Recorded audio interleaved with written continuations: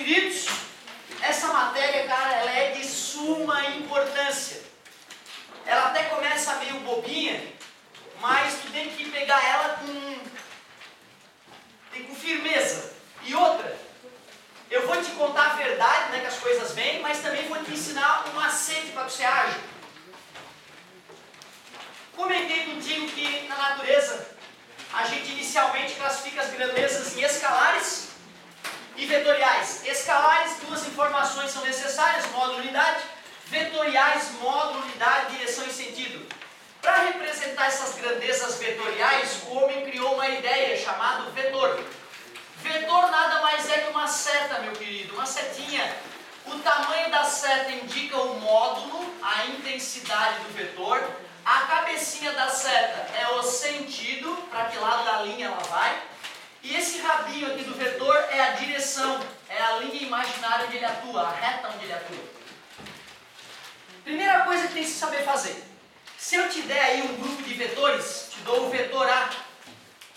Meu Deus, o que é isso? Estou com o meu nariz.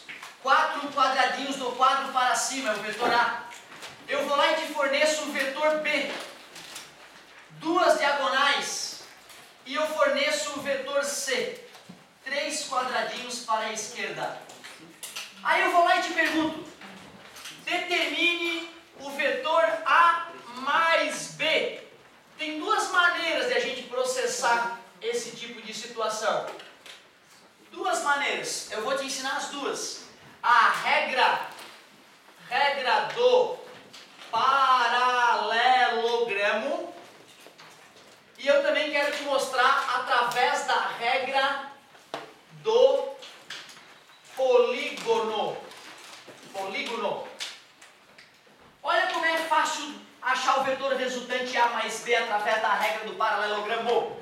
Tu vai lá e copia o vetor A, 4 quadradinhos vertical para cima. Professor, no meu caderno não tem quadriculado. Pode usar uma régua ou pode fazer no olhômetro inicialmente.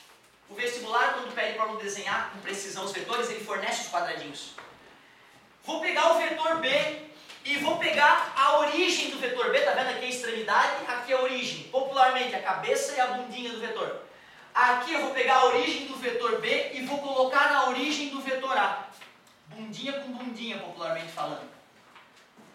E agora, cara, é só tu aplicar a regra. O nome da regra é regra do paralelogramo. Por quê? Porque tu vai fazer um paralelogramo para desenhar o vetor resultante. Pega a coisa de escrever, encosta na extremidade de um dos vetores e traça uma pontilhada paralela ao outro vetor. Coisa de escrever, encosta na extremidade de um dos vetores e traça uma pontilhada paralela ao outro vetor. Tudo bem? Paralelo e paralelo. O maior erro nessa hora é o aluno errar no paralelismo.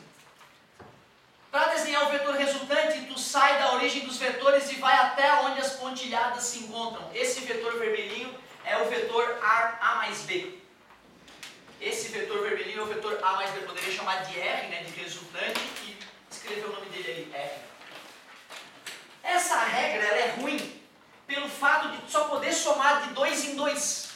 Por isso que eu sou mais fã da regra do polígono, porque dá para somar 38 mil vetores ao mesmo tempo. Como é que é a regra do polígono? Começa a mesma coisa, copia o primeiro vetor. Vetor A, 4 unidades vertical para cima. Só que na hora de copiar o vetor B, em vez de tu botar origem com origem, tu bota a origem do segundo vetor na extremidade do primeiro. Popularmente, bundinha na cabecinha. Tá vendo? A bunda de um vetor na cabecinha do outro. E para desenhar o vetor resultante, tu sai da origem do primeiro e vai até a extremidade do último. Esse vetor aí que é o vetor resultante, o vetor A mais B. Se tu for contar aqui no quadro, tu vai ver que apesar do meu traço estar ruim, daqui a pouco eu firmo a mão. Tu vai perceber que esse vetor tem 2 quadradinhos de largura e 1, 2, 3, 4, 5, 6 de altura.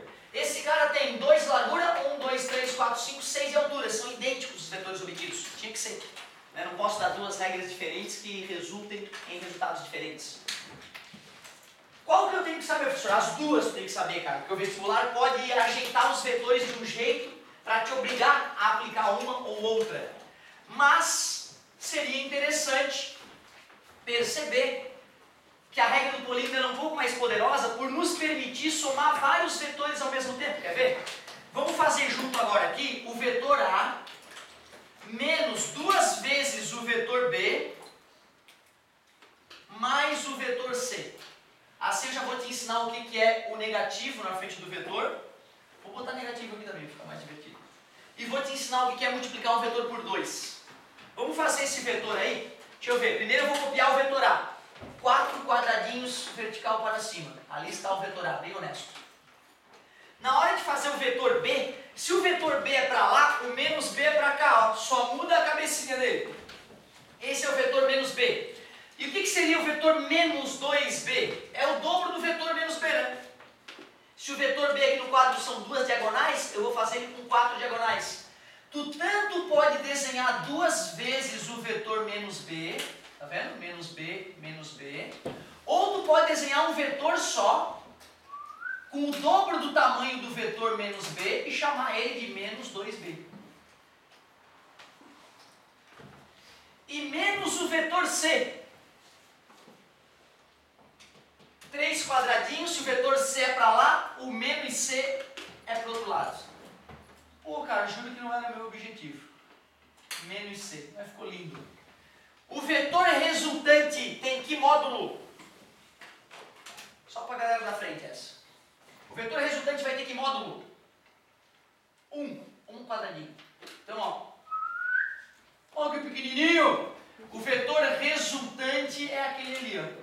Se tivesse encostado a ponta do vetor C na origem do vetor A, 0, a resultante seria 0.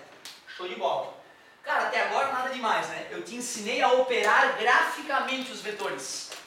Te ensinei a operar graficamente por 2 técnicas distintas. A regra do paralelogramo, onde a gente faz um paralelogramo para desenhar o vetor resultante, e a regra do polígono, onde a gente faz um polígono para desenhar o vetor resultante.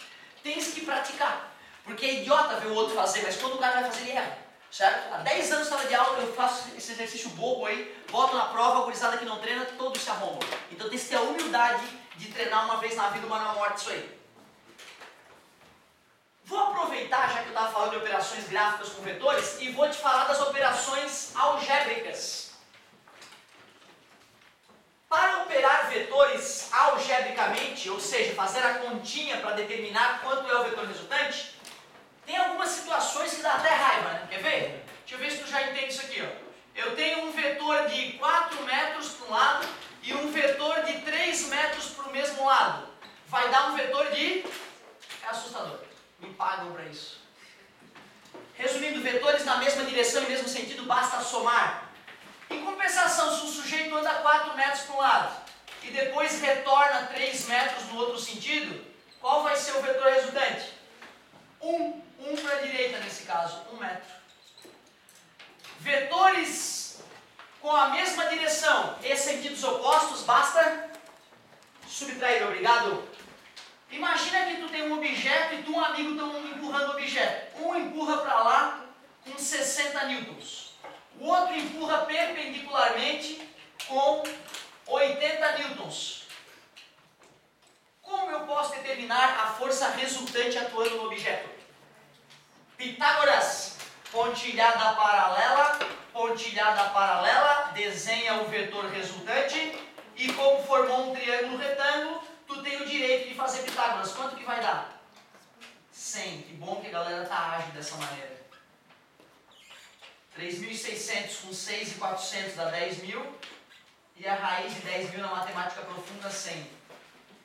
Claro que a colega se apoiou no triângulo 3, 4 e 5, ou no triângulo 6, 8 e 10, ou no triângulo 60, 80, 100, para instantaneamente dizer quando é. Resumindo, quando os vetores são perpendiculares, basta fazer o teorema de Pitágoras. Imagina então que tu está num móvel e esse móvel está se movendo com velocidade de 6 metros por segundo nessa direção dada pela seta.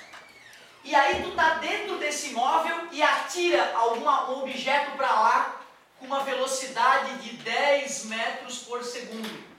Tá? Então aqui tinha uma estrada, tu vinha nessa estrada com algum móvel, uma bicicleta por exemplo, e de repente na hora que tu passou por aquele ponto da estrada, tu arremessou da bicicleta para lá um objeto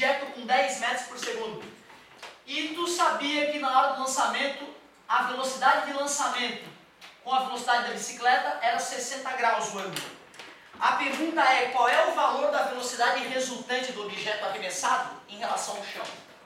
Primeira coisa, pontilhada paralela, pontilhada paralela. Tudo bem? Diz que não. Não, que absurdo, professor, me corrija, por favor. Paralelo, é? Aí é paralelo, é? Tu fica ligado, tá, bicho? Às vezes eu erro, mas às vezes eu só quero ver se a galera tá acordada, hein? Pela madrugada, que Deus proteja. Ó.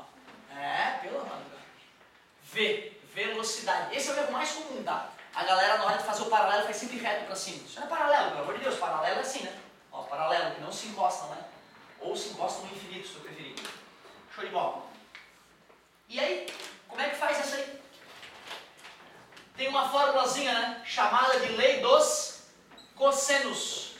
A formulazinha, olha que delícia, olha que gostosura. Oh, que bela manhã para aprender física. Tu não tem que te apavorar com essa fórmula, que é uma fórmula boba de colocar os valores ali, ela é grandinha. Em outra ocasião a gente pode até deduzir. Não se confunda, porque na matemática para triângulos, além dos cossenos, vem com menos ali, tá? Depois eu posso te mostrar porquê do menos e tudo mais. O bacana dessa fórmula é que ela serve nessa situação. Ela serve nessa situação. Ela serve até quando é Pitágoras, porque cosseno de 90 vale zero, tá vendo? Aí vira um Pitágoras. Essa fórmula soma todos os vetores em qualquer situação. Isso é muito legal. 2 a 2, né? Vamos ver qual é a velocidade resultante? 6 ao quadrado mais 10 ao quadrado mais 2 vezes 6 vezes 10 vezes o cosseno de 60 graus. Erro mais comum na hora de usar a lei dos cossenos é a galera colocar o ângulo aqui em cima do cosseno, ó. Bota 60 ali, aí destruiu tudo. Né? V ao quadrado é igual a 36 mais 100 mais 2 vezes 60 vezes 1 sobre 2 e 2 vezes 1 sobre 2 dá 1. V ao quadrado é igual a raiz de 196 e a raiz de 196 é 14. Então tu vê a pedra que tu lançou da tua bicicleta enquanto tu passeavas com a bicicleta a 6 metros por segundo e arremessasse uma pedra fazendo 60 graus com a direção da velocidade com 10 metros por segundo, daria exatamente o mesmo estrago na cabeça do sujeito que tu acertou a pedra se tu tivesse parado e jogasse a pedra com 14 metros por segundo. Ia dar exatamente o mesmo efeito. Beleza? Observem que ora eu falei em força, ora eu falei em distância, ora eu falei em velocidade, mostrando que todas essas grandezas são vetoriais. Distância não, é deslocamento. Legal. Aprendemos a operar os vetores graficamente e algebricamente. Mas o filé vem agora. A ferramenta que eu vou precisar para dar continuidade na cinemática é agora. Vamos bater um papo sobre decomposição de vetores. Coisa linda, vamos que vamos!